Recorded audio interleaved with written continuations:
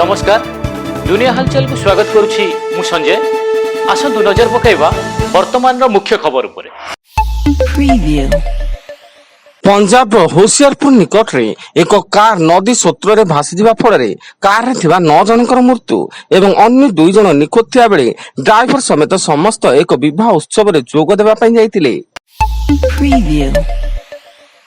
Vigilance जाल R&B विभाग पूर्वतन मुख्य जंत्री तारा प्रसाद मिश्र आय बहिर्भूत संपत्ति ठूल अभियोग रे विजिलेंस विभाग तांको भुवनेश्वर कटक और झारसुगुड़ा समेत एककालीन 9टी स्थान में चढ़ऊ जारी करथिया बेले कटक आठगड़ा थिबा पौतुक घर सह तिगिरिया रे रहउतबा संपर्कीयक घर मध्य चढ़ऊ जारी करछि।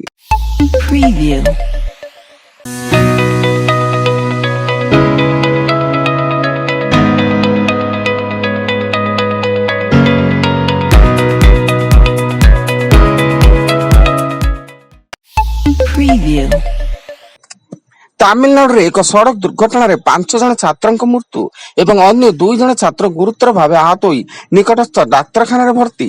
समस्त छात्र माने एक कार जोगे जाउथबा बेले चेन्नई तिरुपति जातीय राजपथर तिरुभेल्लर निकट रे एक ट्रक सेमानंकु धक्का देइतिला।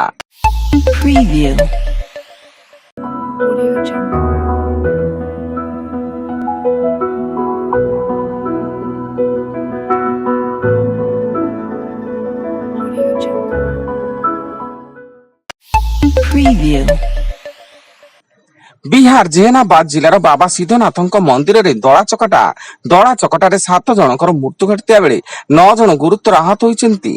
आज श्रावण मासर चतुर्थ सोमवार थिबारु मंदिर रे जला लागि और पूजा करबा लागि प्रबल भीड़ जमितिला एवं मंदिर रे एपरि घटना को नै पुलिस रो तदंत जारी रहिछि।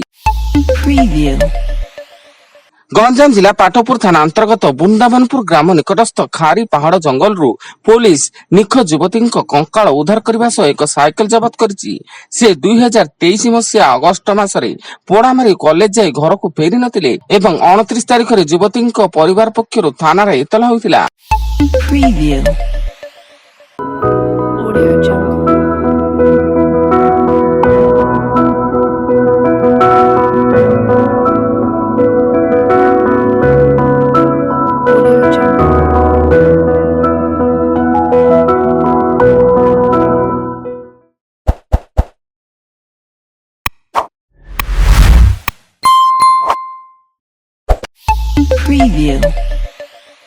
कनिसी हाट सन्निकट लक्ष्मी नृसिंह साहि चलता एक जुआडा उपर गोलंथरा पुलिस चढ़ऊ बेले पुलिस 8 जुआड़ी को गिरफ्त करने सह सेमानंक ठारू 36,800 टंका एवं 9टी मोबाइल फोन जबत करिछि। गिरफ अभियुक्त माने हेले चिकिटीर भीमसेन बेहरा, ब्रह्मपुर निराकरण नगर गोपीनाथ प्रधान और पीतवास साहू, बेंदलियार विभूति भूषण पाड़ी, चिकिटीर सुरेंद्रनाथ बेहरा और सीमांचल प्रधान, कनिसीर कृष्णचंद्र पाणीग्राही और के नुआगाँर रतना बेहरा। आज 3 दिनिया नुआ दिल्ली गस्तरे जिबे मुख्यमंत्री मोहन चरण माझी नुआ दिल्ली रे आयोजित हेबाकु थिबा सरकारी कार्यक्रम रे जोग देई जातीय राजपथ कर्तृपक्षक सह ओडिशा जातीय राजपथर विकास नै आलोचना करिबे।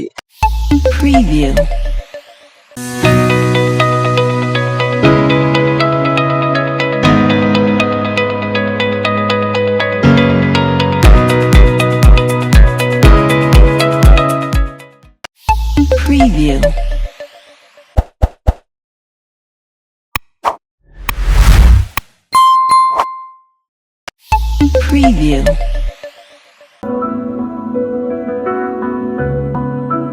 Audio Jungle.